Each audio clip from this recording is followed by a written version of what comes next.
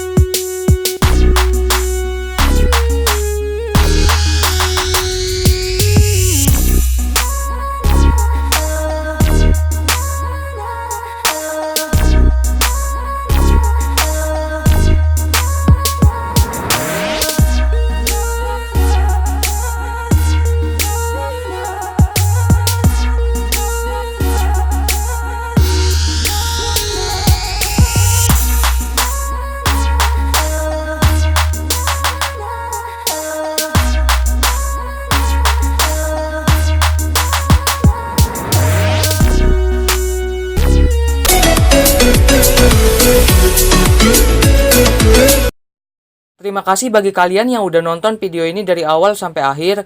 Jangan lupa tinggalkan jejak berupa like, komen, dan share video ini sebanyak-banyaknya. See you in the next video.